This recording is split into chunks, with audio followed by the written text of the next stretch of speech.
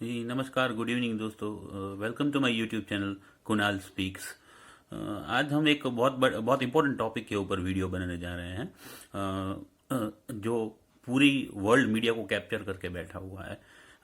Specifically आपने सब लोगों ने देखा ही होगा, सारे चैनल पे, सारे इंडियन मीडिया या फिर फॉरेन मीडिया हो, कोई भी हो, India China border stand of जो है वो रिजॉल्व हो गया है। ठीक है, कई सारी जगह इसके कई सारे पहलू थे, कई सारे जगह थी जहाँ पे ये स्टैंड ऑफ चल रहा था पिछले एक साल से। अभी इसका जो तोड़ है वो इंडिया और चाइना ने मिलके निकाल लिया है। ठीक है।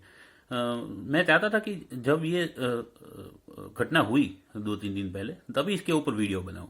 ठीक है। पर मैंने थोड़ा सोचा, मुझे थोड़ा समझना था कि भाई अचानक ऐसा क्या हुआ कि चाइना का हृदय परिवर्तन हो गया।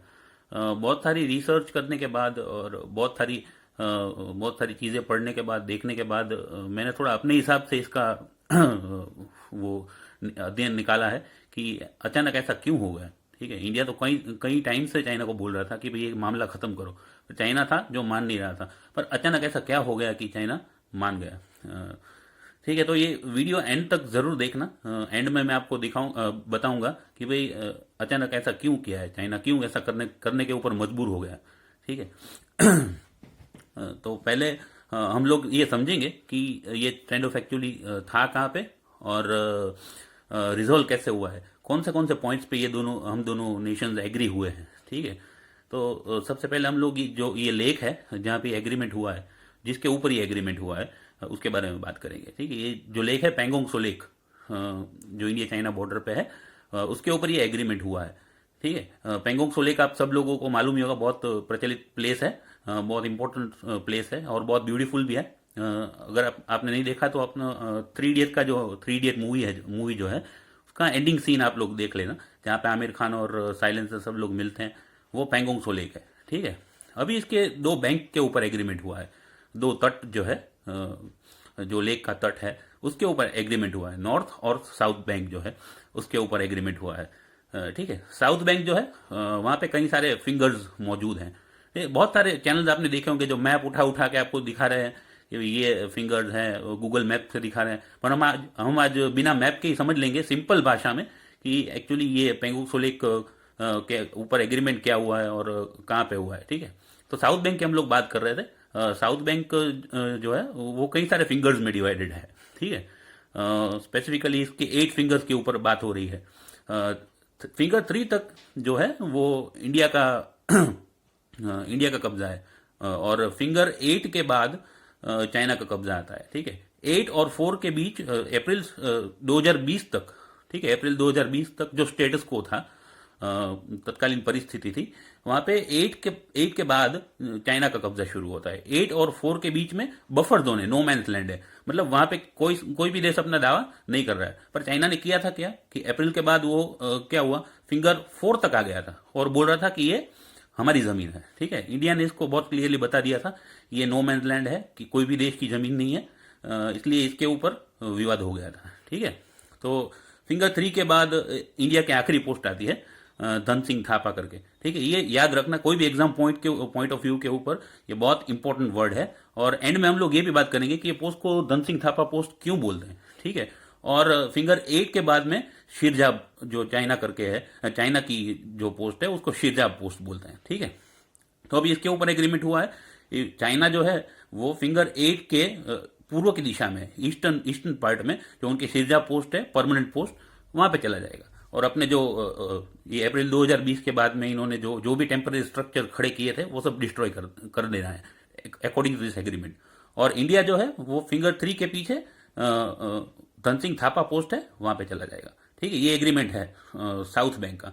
और नॉर्दर्न पार्ट के ऊपर क्या एग्रीमेंट हुआ है, आपने ये भी एक बहुत इंपॉर्टेंट जगह है, एग्रीमेंट का बहुत इंपॉर्टेंट रीजन है कि एग्रीमेंट क्यों हुआ, इसके पीछे ये जो नॉर्दर्न बैंक है वो भी शामिल है। ठीक है। नॉर्दर्न बैंक पे ये एग्रीमेंट हुआ है कि जो कैलाश रेंजेस हैं, जहाँ पे जो इंपॉर्टेंट स्ट्रेटेजिक लोकेशंस है, बहुत सारी कैलाश रेंजेस की हाई हिल्स जो है, जैसे ये अपनी काला टॉप जो है, ब्लैक टॉप, रेजांगला, रेकिनला, वहां पे जो इंडियन सोल्जर्स जो है वो टॉप पे बैठे हैं, वहां से उतर के पीछे चले जाएंगे। इसके ऊपर भी एग्रीमेंट हुआ है। ठीक है, ये बहुत ही इंपॉर्टेंट स्ट्रेटेजिक लोकेशन थी।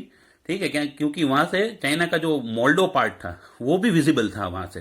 ठीक है, आपने बार बार न्यूज में सुना होगा कि जो मेजर्स और जो आर्मी ऑफिशियल्स हैं उनकी टॉक्स हो रही हैं, वो इंडियन पार्ट चुशुल जो है वहां पे हो रही है, या फिर चाइनीज पार्ट मोल्डो वहां पे हो रही है। ठीक है, तो ये जो हमारी जो लोकेशंस थी कैलाश रेंजेस की, जहाँ पे एसएफएफ स्पेशल फ्रंटियर फोर्स जो जवान थे जो ऊपर चढ़े हुए थे, वहां से ये मोल्डो भी विजिबल था। ये भी एक इंपॉर्टेंट पॉइंट है कि एग्रीमेंट क्यों हुआ है। ठीक है, तो बेसिकली ये दोनों पार्ट के ऊपर अभी एग्रीमेंट हुआ है।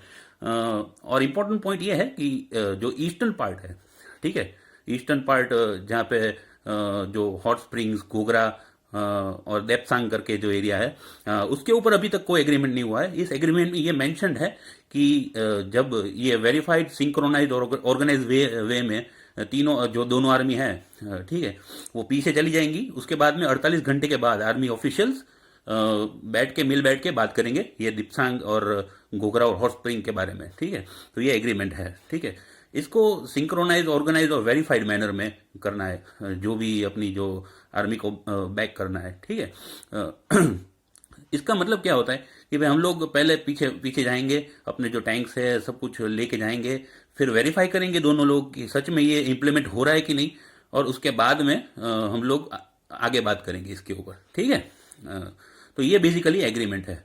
अब दोस्तों आते हैं कि ये हुआ क्यों है। ठीक है, अचानक चाइना का कौन सा ऐसा हृदय परिवर्तन हो गया कि इसको ये करना पड़ा, बेंच पे आके बात करनी पड़ी। सबसे पहले तो मैंने देखा कि जो ब्रिक्स का जो समिट है, ठीक है, ब्रिक्स समिट जिसको बोलते हैं, जिसमें ब्राजील, रशिया, इंडिया, चाइना और साउथ अफ्रीका, ये कंट्रीज हैं, इसको होस्ट करने वाला है इंडिया।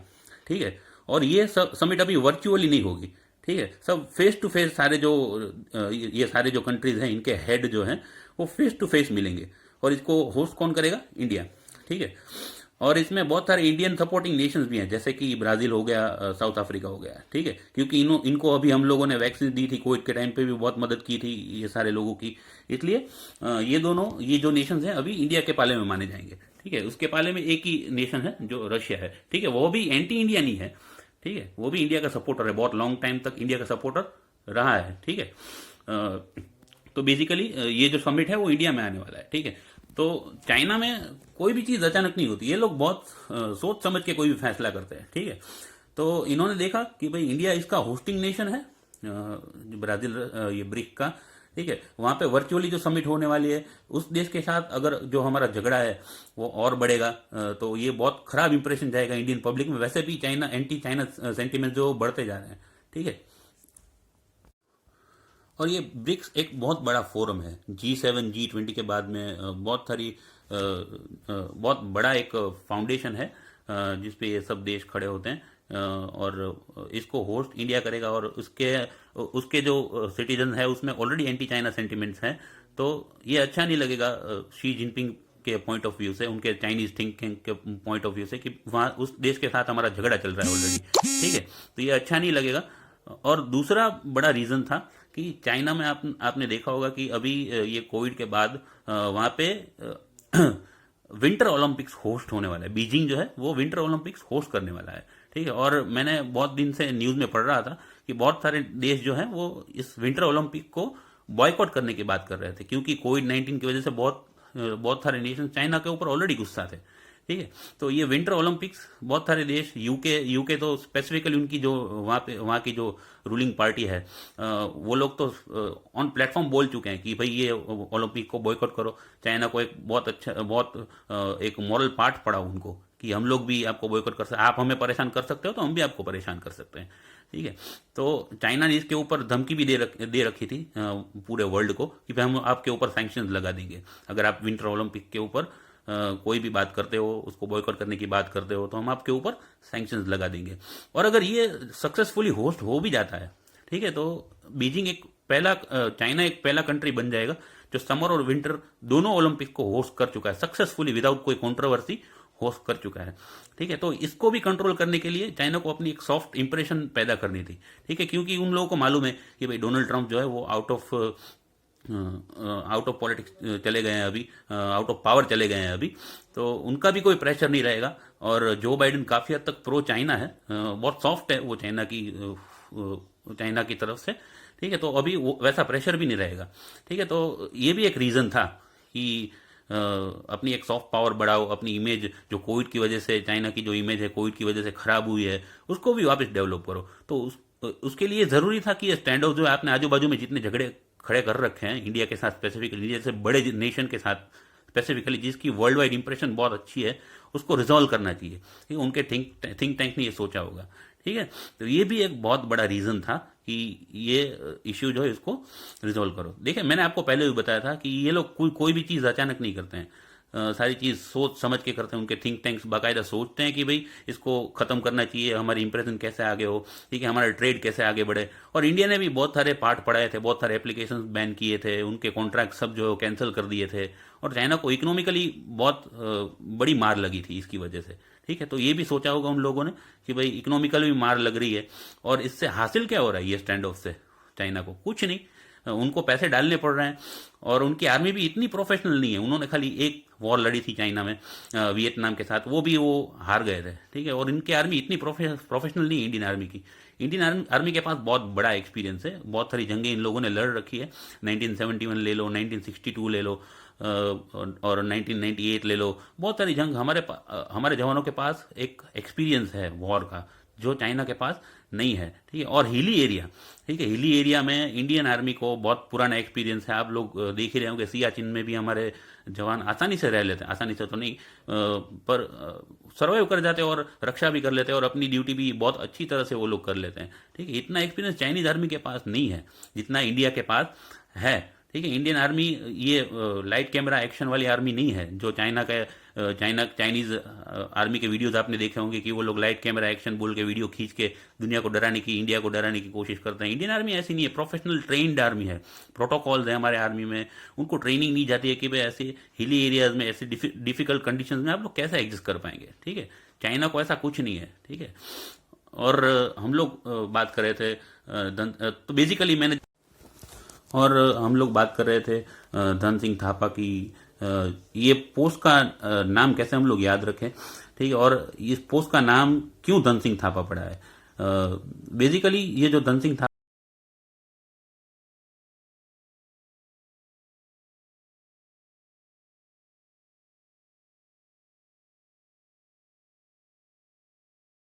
है, वो 1962 के जो वॉर वॉर वॉर हुआ था इंडिया चाइना, इंडो चाइना, उसके हीरो थे, वॉर हीरो थे, ठीक है।